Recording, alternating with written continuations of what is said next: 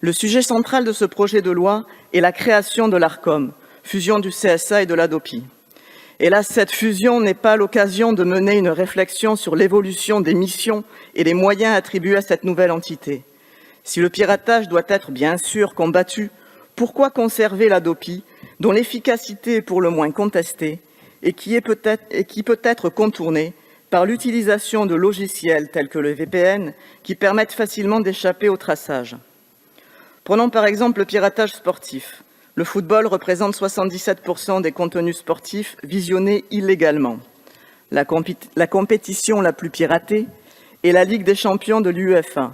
En 2018, chaque journée était regardée illégalement par 677 000 internautes en France, selon les chiffres fournis par l'Association de lutte contre la piraterie audiovisuelle et Médiamétrie.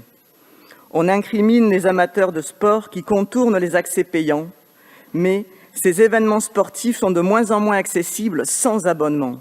Et il y a là sans doute matière à réflexion.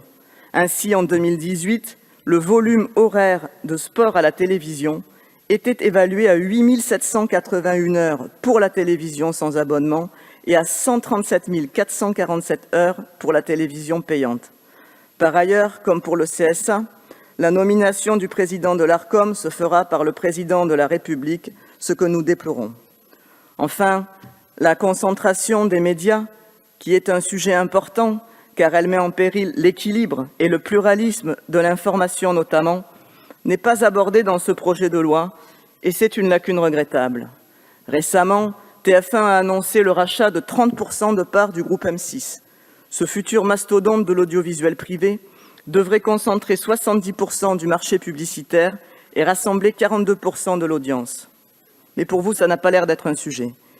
Nous défendons le projet d'une autorité de régulation indépendante de l'exécutif qui intègre des usagers, qui favorise l'accès à la culture et aux événements sportifs en proposant des offres accessibles sans abonnement, qui garantit la pluralité, la représentativité et l'indépendance des médias, qui protège les données personnelles des citoyens, et là encore, c'est le vide sidéral, qui lutte contre la pollution numérique, rien non plus sur ça.